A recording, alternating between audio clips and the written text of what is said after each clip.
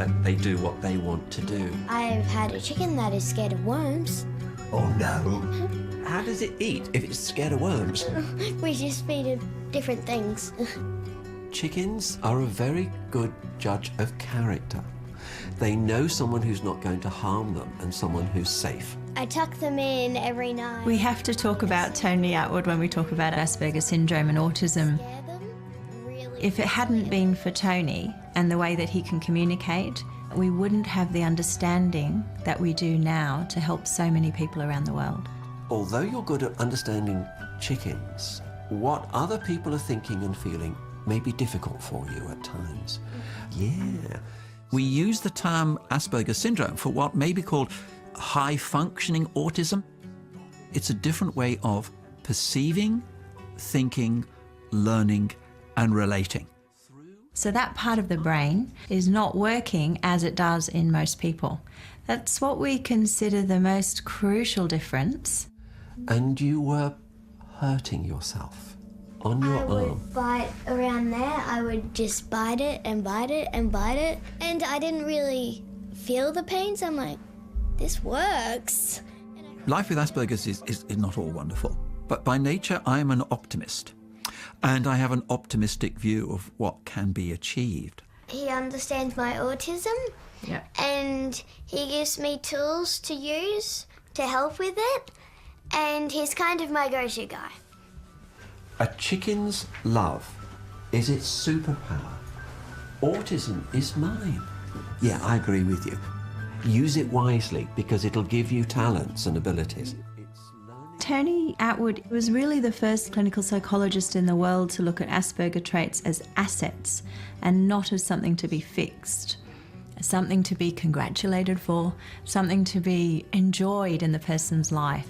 And we always look for those gifts, those strengths and abilities that the person has, because they're always there.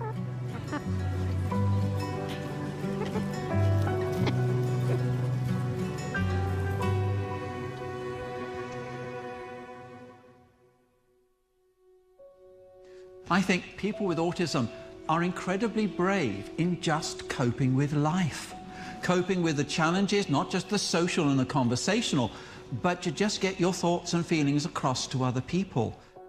Tony has been at the cutting edge of research over the last 3 decades. He can tell our story in a way that is real, that doesn't fudge the challenges, but he never loses hope.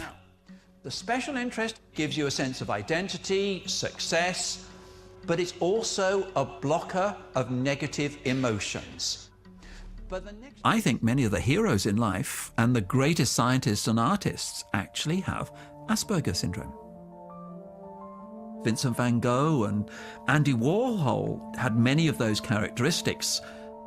Another component is if you are imitating others and copying them, you do literally win Oscars. And that's where we think Laurence Olivier and Peter Sellers had many Asperger features. So I think there are many advantages in us embracing Asperger syndrome and welcoming that different way of thinking. We're ready?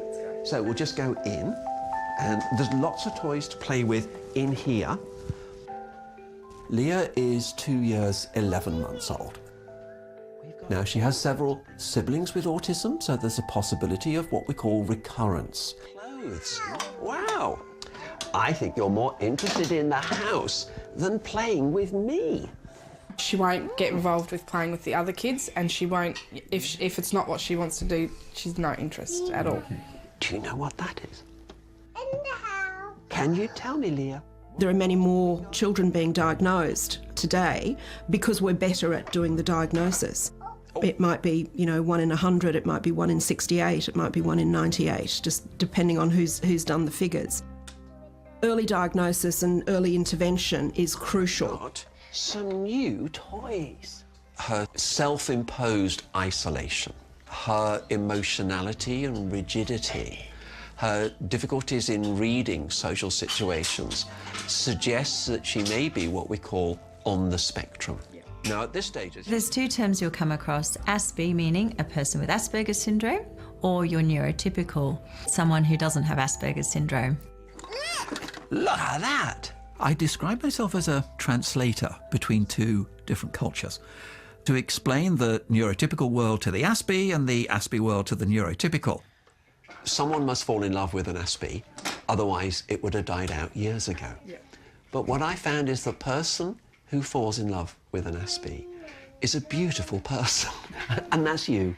So when I say yes, she has features of autism, I'm so delighted she's in your family because you're already an expert. Thank you. I speak Aspergerese. I was brought up in that environment and know it, and I know it not just professionally, I know it from personal and family experience.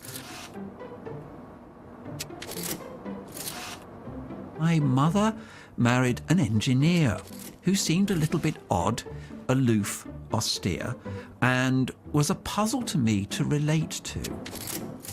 Tony grew up with a stepfather who is on the spectrum, so I think since little he learned about how it is like to live with someone with Asperger's and therefore know, I guess, their worldview.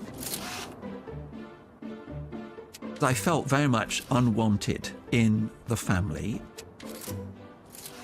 So I suppose in a way I observed and analysed the Asperger characteristics. I'd wanted to be a psychologist since I was 14. Finished a year at university and had a summer job as a volunteer in a special school. This was 1971, where we knew very little about autism.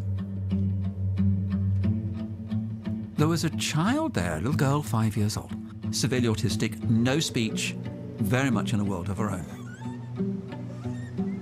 She loved being on the swing, so I pushed her on the swing. And then she wriggled and indicating she wanted to get off. And I thought, oh, I'll just sit on the swing, and was just looking around, checking that she was okay. And she came up behind me and pushed me. I knew she had done that for my enjoyment. And I just felt that that was a communication. And that was it. I then decided autism is going to be my career, to find out why you are like that and help you.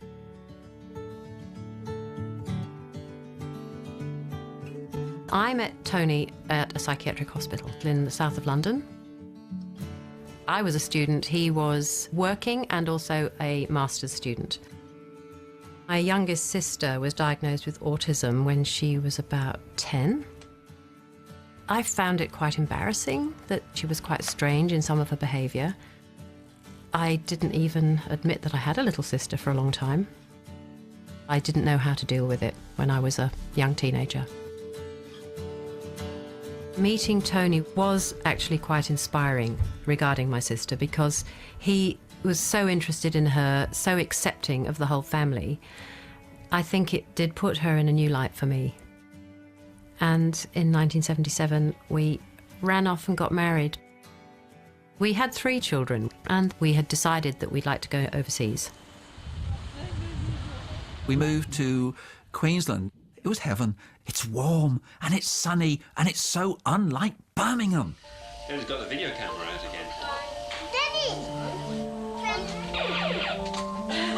Come on, kids, up the drive. I'll take a picture of you. We were free-range children.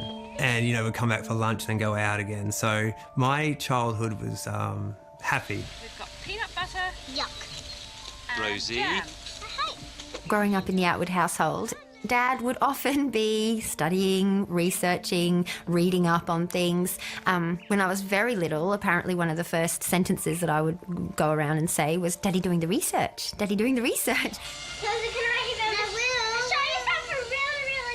Dad was very ambitious. I knew career was a big focus for him, and it required so much brain power and empathy power as well.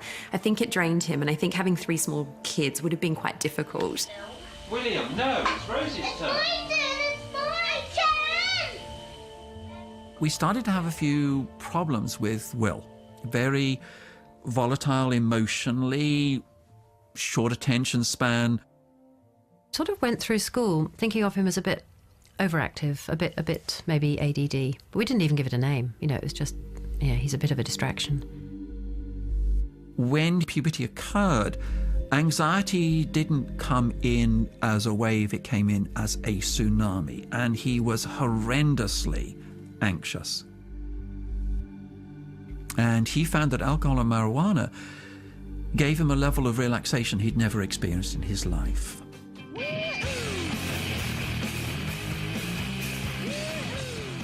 Dad saw his son doing well academically and socially, going to parties, having friends, not getting hooked on computer games.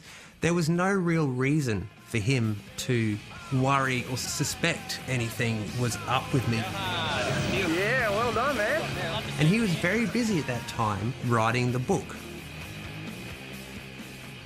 Tony Attwood wrote the definitive book on Asperger's syndrome that is regarded all over the world as the Bible in the homes of people that are living with and loving someone with Asperger's syndrome. I remember when I first met Tony.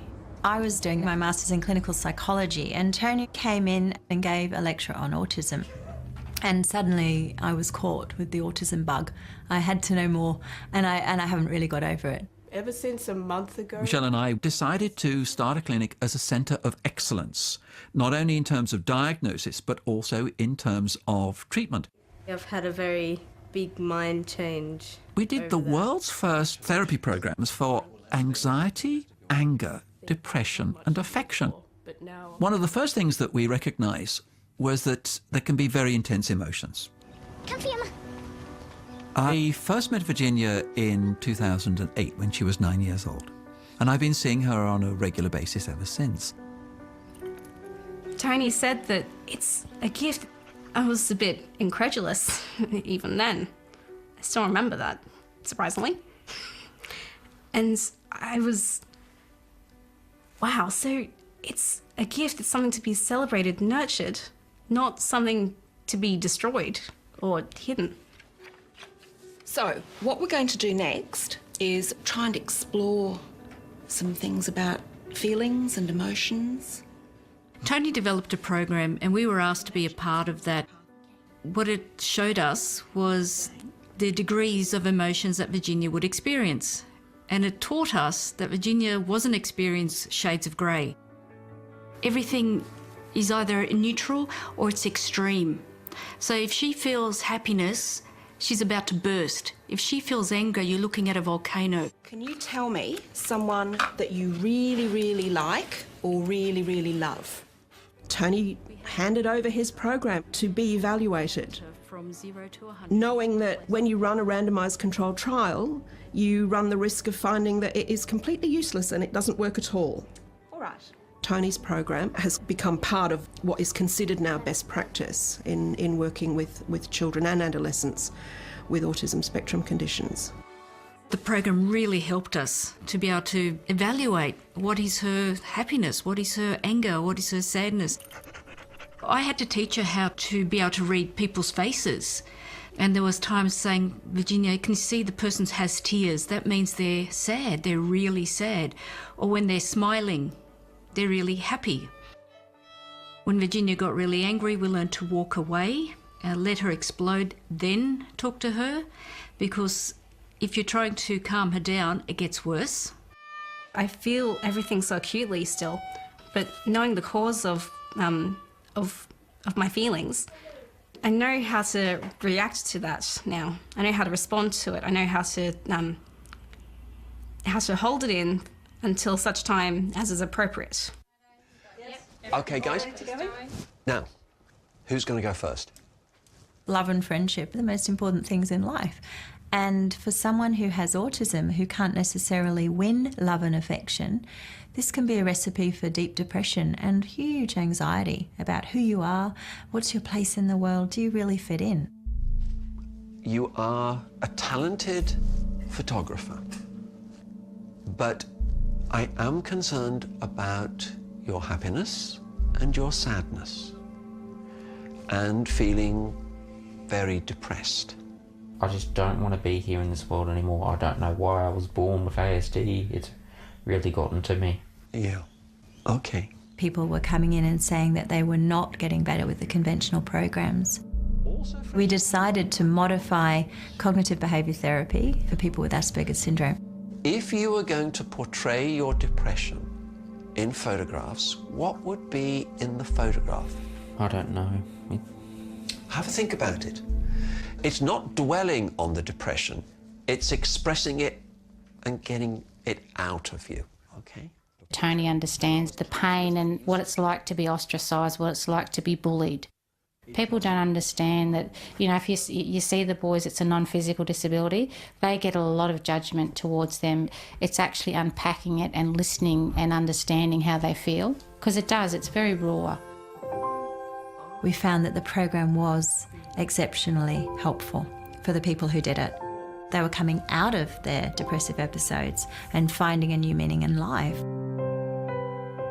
Tony started to lecture, to provide public speaking engagements about Asperger's syndrome. He travelled a lot. It was huge. There was one year he went to America 5 times. And it wasn't just America, he went to New Zealand and Japan and the UK. At the moment that Dad, his career started to take off and he was, you know, getting more and more success and recognition, simultaneously, the family at home was struggling. At the age of 23, I was diagnosed with testicular cancer. I just had to focus on getting through it and getting better. Then, of course, I wasn't ready to deal with the repercussions or head back into real life, and I started experimenting with drugs, and that took a hold. It was an obsession, and he could tell you anything you needed to know about psychoactive drugs. It became quite a scary place to be for a few years. Both Caroline and I avoided him quite a bit. We didn't really want a lot to do with him. Caroline moved away. Will has taught me aspects of life that I never thought I would be involved with. The emergency services when he's overdosed and we've got to call an ambulance, or the police to break the door down because he's been thinking of suicide. The way I described it at the time was he was in the cab of a massive, great semi-trailer, and I'm trying to hold it back with a rope. That's what it felt like. Swinging along for the ride and just getting bashed in the process, and he was just going hell for leather. I was dealing with some pretty heavy-hitting people, and I committed a robbery to pay a debt. He's not a good criminal, he got caught. And so he went to prison, and that was it. Probably it was the best thing that could have happened to him in a strange way. He would call me from prison regularly and we would have chats, and he was incredibly lucid. It was like Will at 14 before the drugs hit. It was lovely.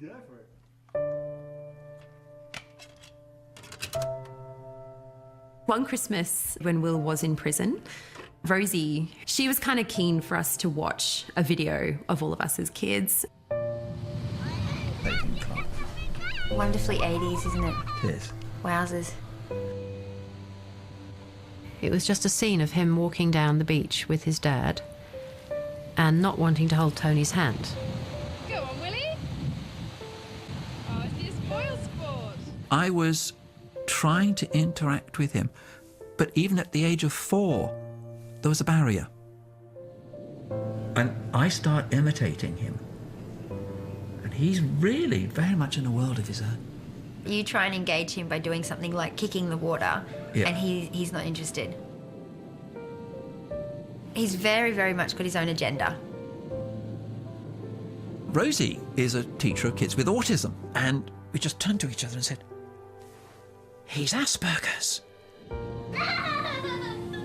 It was a sort of a light bulb moment that we had. And so we started doing that thing, well, what about that time? And, oh my gosh, do you remember when he was... And oh my goodness.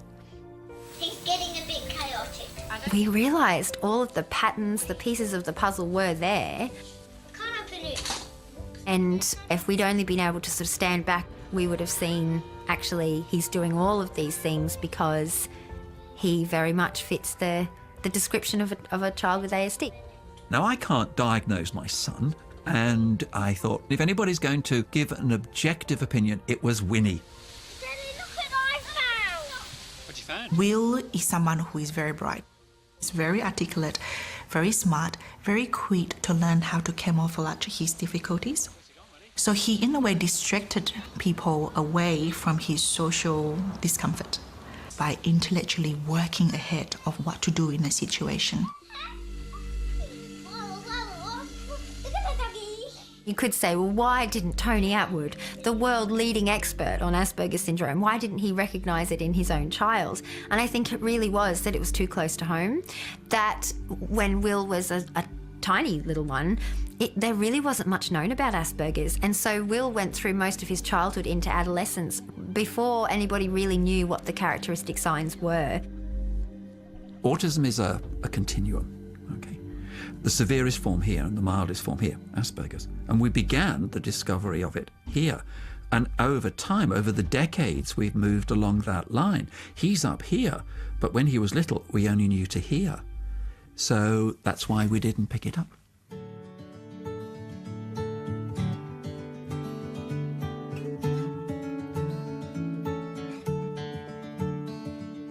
I thought that was normal to be sort of hyper aware of and dissecting a social situation, like both during the interaction, which is really quite difficult, and then afterwards. I don't hold it against him in any way, shape or form for failing to diagnose me. It seems to me that for whatever reason, my Asperger's was much less pronounced when I was a child. How did you cope with that? When I think of Will in his early days, there is a very deep sadness that in some ways I think he was crying for help and I wasn't hearing that voice. I now know what I should have done, so there's incredible guilt that if I was Doctor Who with a TARDIS, I would go back to when he was 3 and 4 years old.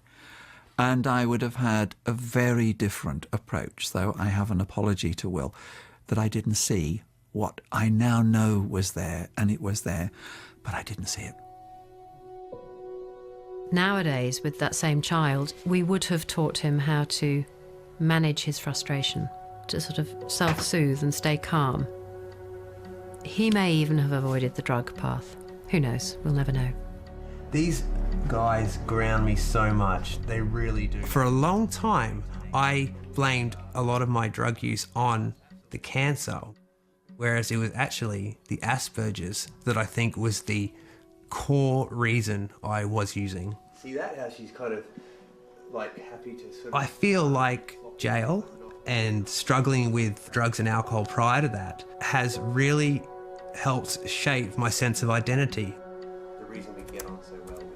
That was one of the first times I saw just how much my Asperger's could separate me from other people, and I also knew I needed to learn quickly and when in doubt, keep my mouth shut. Since the diagnosis, my relationship with my father has become so much stronger, and it's built on a mutual respect of me respecting his deep, deep knowledge of Asperger's and him respecting the fact that I have it. These social barriers and get close, but not breach them. I think he's going to need a lot of support. He's a long way into addiction and there's a long way out. Our main aim is to keep him alive in the hope that one day he will decide to change. If you could spend a moment in the world of autism, then you'd really appreciate how amazing it is that they keep going. So, what really helps when Tony chooses to share his story is that parents feel not so alone, that someone else is going through this, and that even the experts don't get it all right. I have a son with Asperger's, and when he got it was, and it's expensive. I think it's cathartic for him to tell people and to now acknowledge it.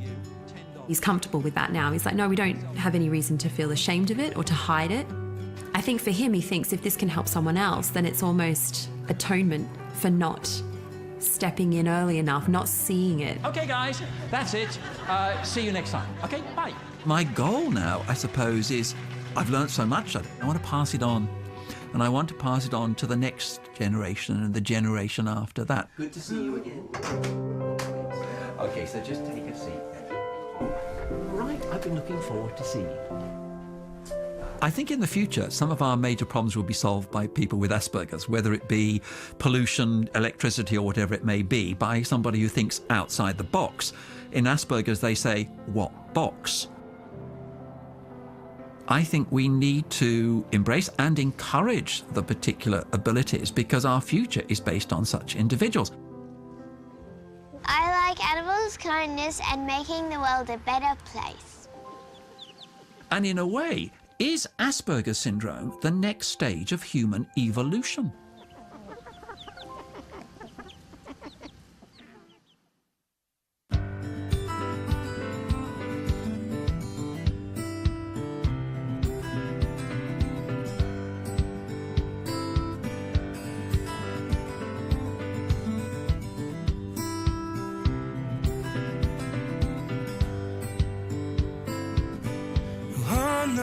Here I go again, and I'm falling real slow. Emotions come and go, I need them so I pick them up and watch us grow. I promise.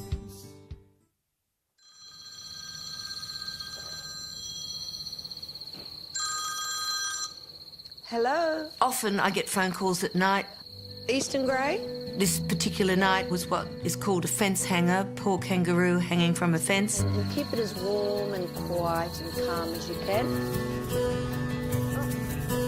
Belinda does have a particular love for kangaroos, and she has the skills to be able to care for them. And they're often the animals that people think, why am I going to bother? There's so many of them. Her situation's not great. All I can do is really give her pain relief, sedation, treat her foot, it's infected.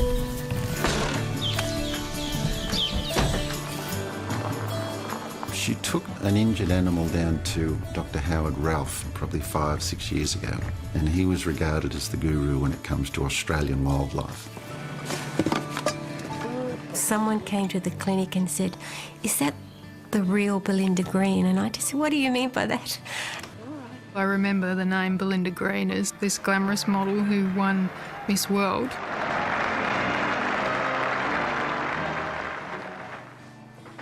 Hello, Howard. Hi, this is Poppy.